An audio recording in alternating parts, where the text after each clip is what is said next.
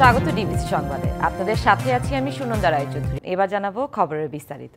ডিসেম্বরের মধ্যেই নির্বাচনের জন্য রোড ম্যাপের আবারও দাবি জানিয়েছে বিএনপি। দলটির আহ্বান কোনো উছিলায় যেন নির্বাচন বিলম্বিত না হয়। অন্তর্বর্তী সরকারের প্রতি পূর্ণ সমর্থন আছে জানিয়ে বিএনপি নেতারা বলেছেন, সংস্কার, বিচার ও নির্বাচন প্রতিটি বিষয় একে অপর থেকে আলাদা। তাই সকল সংকট সমাধানের প্রধান উপায় নির্বাচন। প্রধান উপদেষ্টার সঙ্গে বৈঠক শেষে এসব কথা বলেন তারা। শনিবার বিএনপি সহ কয়েকটি দলের সঙ্গে একরকম হঠাৎ করেই বৈঠকে বসার ইচ্ছা প্রকাশ করেন প্রধান উপদেষ্টা ডক্টর মোহাম্মদ ইউনূস। এরই অংশ হিসেবে সন্ধ্যা 7:30টার দিকে প্রধান উপদেষ্টার বাসভবন যমুনায় আসেন বিএনপির 4 সদস্যের প্রতিনিধি দল। এতে নেতৃত্ব দেন দলের স্থায়ী কমিটির সদস্য ডক্টর খন্দকার মোশাররফ হোসেন। বৈঠকে বিএনপি 6টি পয়েন্টে বেশ কিছু প্রস্তাব তুলে ধরে, যার মধ্যে রয়েছে নির্বাচনী সুস্পষ্ট রোডম্যাপ, সুষ্ঠু ও নিরপেক্ষ নির্বাচন নিশ্চিতে বিতর্কিত উপদেষ্টাদের অপসারণ ও উপদেষ্টা পরিষদের পুনর্গঠন। ক্ষমতায় গেলে আওয়ামী লীগের বিচার নিশ্চিত করা হবে বলেও বিএনপির লিখিত প্রস্তাবে ছিল, যেখানে বলা হয়েছে বিএনপি প্রধান উপদেষ্টার পদত্যাগ চায়নি, বরং প্রথম দিন থেকেই সরকারকে পূর্ণ সমর্থন দিয়েছে দলটি। বৈঠক শেষে রাত 8:30টার দিকে বের হয় বিএনপির প্রতিনিধি দল। দলনেতা ডক্টর খন্দকার মোশাররফ হোসেন তুলে ধরেন বৈঠকের বিস্তারিত। নির্বাচন সংশ্লিষ্ট সংস্কার কার্যক্রম অবিলম্বে সম্পন্ন করে ডিসেম্বরের মধ্যে জাতীয় সংসদ নির্বাচন অনুষ্ঠানের জন্য দ্রুত একটি রোডম্যাপ প্রদানের দাবি আমরা জানিয়েছি। যে কোনো উছিলায় নির্বাচন যত বিলম্ব করা হবে, আমরা মনে করি জাতির কাছে আবার স্বৈরাচার পুনরায় ফিরে আসার ক্ষেত্র উপস্থিত হবে। আলোচনায় সংস্কার, বিচার ও নির্বাচন প্রসঙ্গ থাকলেও নির্বাচন বিষয়টি বিএনপি সর্বোচ্চ গুরুত্ব দিয়েছে বলে জানান অন্য নেতারা। সংস্কার যেখানে ঐক্যমতের ভিত্তিতে হওয়ার কথা, তার ভিত্তিতে সংস্কার কাজ সম্পন্ন হবে এবং সেই কাজ অতি সহসা সম্পন্ন করা সম্ভব। এখানে কোনো দ্বিমত পোষণ করেন না। বিচার ব্যবস্থা বিচার বিভাগ করবে এবং বিচারের আওতায় আনার ব্যাপারে যে আলোচনা হয়েছে, এখানে ওনাদের কোনো দ্বিমত নাই। সুতরাং ডিসেম্বরের আগেও নির্বাচন করা সম্ভব, এই আলোচনা হয়েছে এখানে। যদি দ্রুত নির্বাচন দেওয়া হয়, আমরা স্পষ্ট ভাষায় বলেছি, আজকে বাংলাদেশের যে নৈরাজ্য হচ্ছে, যে আইন শৃঙ্খলা পরিস্থিতির অবনতি হচ্ছে, এক অ্যানাউন্সমেন্টের ফলশ্রুতিতে বাংলাদেশের শান্তি, শৃঙ্খলা এবং গণতন্ত্র ফিরে আসবে। বৈঠকে বিএনপি সন্তুষ্ট কিনা এমন প্রশ্নের জবাবে নেতারা তাৎক্ষণিক কোনো প্রতিক্রিয়া দেয়নি। নিরাপত্তা উপদেষ্টা এবং আর 2 জন ছাত্র উপদেষ্টা, যাদের কারণে এই সরকারের নিরপেক্ষতা ক্ষুণ্ণ হচ্ছে, তাদেরকে বাদ দেওয়ার জন্য আমরা আজকেও লিখিত বক্তব্য আমরা দিয়েছি। এখনো প্রতিক্রিয়া জানানোর দরকার না, ওনারা প্রেস সেকশন কি বলে তারপর আমরা প্রতিক্রিয়া দেব। Anwar Hossain, DBC news, Dhaka. এই মুহূর্তে দেশের অনিশ্চয়তা দূর করতে প্রধান উপদেষ্টার কাছে সংস্কার ও নির্বাচনের স্পষ্ট রোডম্যাপ চেয়েছেন বাংলাদেশ জামায়াতে ইসলামীর আমির।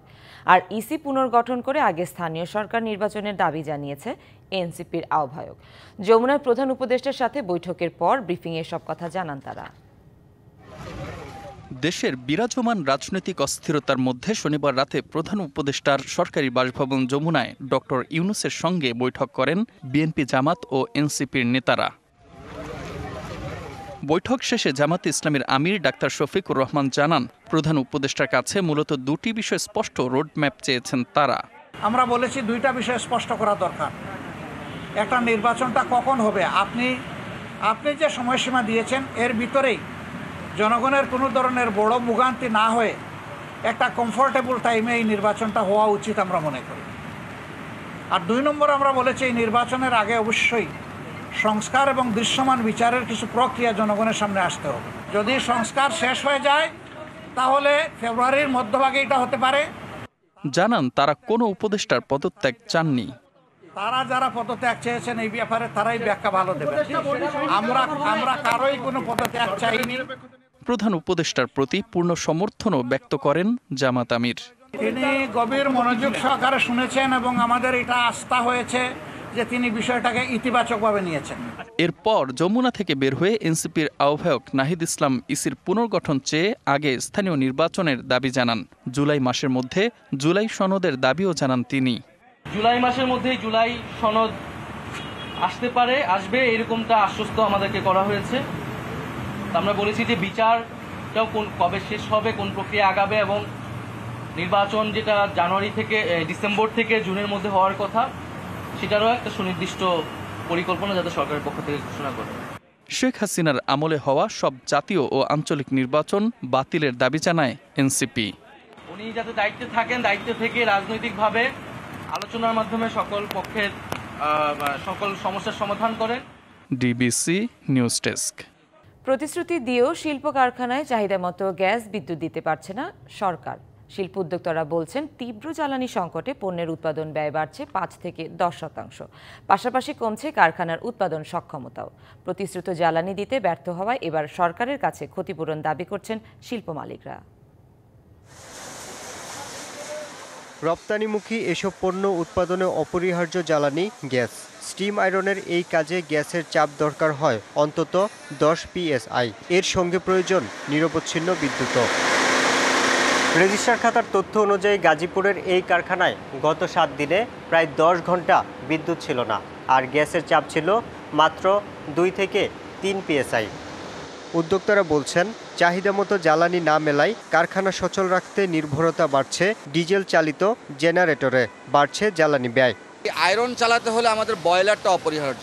তো বয়লার আমরা যখন ঠিকমতো চলে না, তখন সকালের সেশনে আমাদের এই কাজ কিন্তু অনেক ইন্টারাপ্ট হয়। বাইরের চাহিদা মোতাবেক অন টাইম শিপমেন্টের যে একটা প্ল্যান থাকে, সেটা আমরা মিট করতে পারি না। প্রতিশ্রুত জ্বালানির অভাবে ব্যয় বৃদ্ধির পাশাপাশি বাড়ে পণ্যের অপচয়ও। যখন বিদ্যুৎ চলে যায় তখন কম্প্রেসার অফ হয়ে যায়, কম্প্রেসার অফ হয়ে গেলে দেখা যায় ড্রেন লাইন দিয়ে পানি আউট হয়ে যায়, ফলে দেখা যায় যে ওই মালটা আমাদের আবার নতুন করে ওয়াশ করতে হয়, আবার নতুন করে কেমিক্যাল ইউজ করতে হয়। ডিজেল দিয়ে ব্যাকআপ দিলে তো আমাদের স্টিম ভালো হয় না, প্রোডাকশন লস হয়, এটা জন্য কোম্পানিরও তো ক্ষয়ক্ষতি হচ্ছে আমাদের। গ্যাস না থাকার কারণে আমরা ঠিকমতো স্টিম পাচ্ছি না, যেখানে একবার চাপ দেবো সেখানে 4বার চাপ দিতে হচ্ছে, কারণ বাইরের তো কোনো খারাপ প্রোডাক্ট নেবে না। উদ্যোক্তাদের অভিযোগ, চাহিদা মতো সরবরাহ নিশ্চিতের আশ্বাস দিয়ে দফায় দফায় দাম বাড়ালেও জ্বালানি সংকট দূর করতে ব্যর্থ সরকার। দাম বেশি দিচ্ছি অথচ আমাদের অল্টারনেটিভ ফুয়েল ব্যবহার করতে হচ্ছে, আমাদের ডিজেল ব্যবহার করছে, যেটা আমাদের উৎপাদন ক্ষমতা, উৎপাদন খরচ প্রায় 10 গুণ বেড়ে যায়। আমাদের জ্বালানির কারণে আমাদের প্রোডাকশন ব্যাহত হচ্ছে। সেটুকু সময়ের জন্য আমরা সরকারের কাছে একটি ইনসেন্টিভ বা ক্ষতিপূরণমূলক ব্যবস্থা দায়ী করি, যাতে করে একটি অ্যাকাউন্টেবিলিটি সৃষ্টি হবে এবং দুপক্ষই আমরা লাভবান হতে পারবো বলে আমরা বিশ্বাস করি। কারণ জ্বালানির অনিশ্চয়তায় নতুন বিনিয়োগে আগ্রহ হারিয়েছেন উদ্যোক্তারা, যার পরিপ্রেক্ষিতে আশঙ্কাজনক হারে কমছে শিল্পে মূলধনী যন্ত্রের আমদানিও। আমরা কি জন্য ইনভেস্টমেন্ট করবো আমাদের যদি জ্বালানি না থাকে। Yusuf Rana, DBC news, Gazipur. বাঙালির চেতনায় তিনি, দ্রোহে তিনি, প্রেমে তিনি। আমৃত্যু অন্যায় আর অন্ধকারের বিরুদ্ধে লড়ে যাওয়া এক মহাবীর তিনি কাজী নজরুল ইসলাম। গানে, কবিতায় অনন্য করে গেছেন বাঙালি সাহিত্যকে। তিনি বাংলাদেশের জাতীয় কবি। এক হাতে বাঁকাবাঁশের বাঁশরি, অন্য হাতে রণতুর্য নিয়ে তিনি যুগ যুগ ধরে জাগ্রত করে রেখেছেন বাঙালিকে। আজ এই মহান কীর্তিমানের 126তম জন্মবার্ষিকী।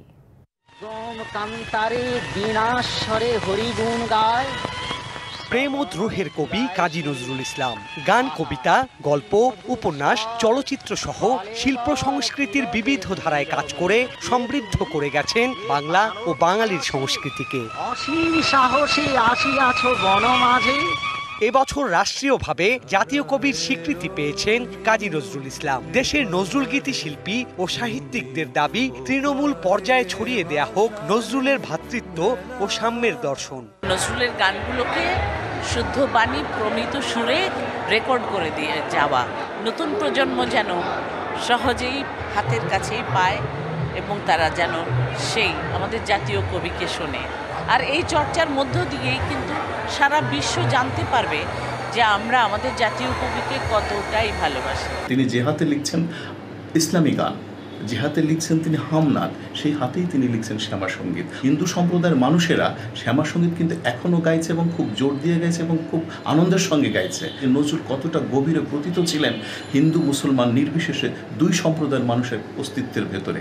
জীবদ্দশায় প্রায় 4000 গান সৃষ্টি করেছেন নজরুল। শুধুমাত্র শাস্ত্রীয় বা নজরুল গীতির শিল্পীরাই নয়, রক, পপ, র‍্যাপ সহ আধুনিক ধারার শিল্পীরাও কণ্ঠ তৈরির ক্ষেত্রে অনুসরণ করেন নজরুলের সুরধারা।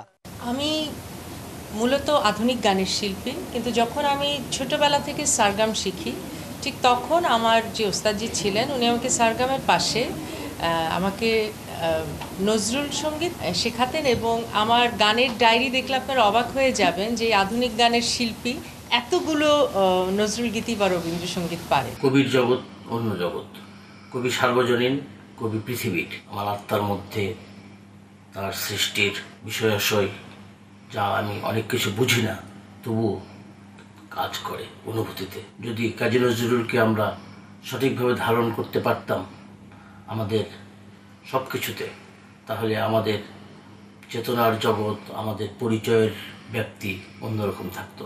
শোষণ, বঞ্চনা ও শ্রেণীবিভেদের বিরুদ্ধে চিরসোচ্চার নজরুল। তার কর্ম ও দর্শন অনুপ্রেরণা জুগিয়েছে প্রজন্ম থেকে প্রজন্মে। চোখের জলে বর্ণাঢ্য আয়োজনের মধ্য দিয়ে দেশ জুড়ে জাতীয় কবির প্রয়াণ দিবস উদযাপন করছে শিল্পকলা একাডেমি, নজরুল ইনস্টিটিউট, ঢাকা বিশ্ববিদ্যালয়, ছায়ানট সহ অন্যান্য সংগঠনগুলো।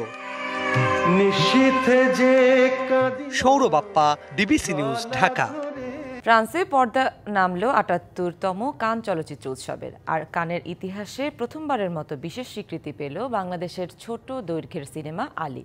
এবারের আসরে স্বর্ণপদক অর্জন করেছে ইরানের চলচ্চিত্র ইট ওয়াজ জাস্ট অ্যান অ্যাক্সিডেন্ট। নির্মাতা আদনান আল রাজীবের হাত ধরেই বাংলাদেশ কানে পেল এই অনন্য সম্মান। ইরানি পরিচালক জাফর পানাহির হাতে স্বর্ণপদক তুলে দেন অস্ট্রেলিয়ান অভিনেত্রী কেট ব্ল্যানচেট। এ সময় মঞ্চে উপস্থিত ছিলেন মূল প্রতিযোগিতা বিভাগের প্রধান বিচারক ফরাসি অভিনেত্রী জুলিয়েট বিনোস। টানা ২২ বছর পর কানের সশরীরে অংশ নেন জাফর পানাহি। চলচ্চিত্র নির্মাণের কারণে বেশ কয়েকবার গ্রেফতার হওয়া এই নির্মাতা সর্বশেষ ২০০৩ সালে উপস্থিত হয়েছিলেন এই উৎসবে। সংবাদ এই ছিল এখনকার মতো। ডিবিসি নিউজের সংবাদগুলো পড়তে ভিজিট করুন dbcnews.tv আর ভিজিট করুন ডিবিসি নিউজের ফেসবুক পেজ এবং ইউটিউব চ্যানেল। সাথেই থাকুন।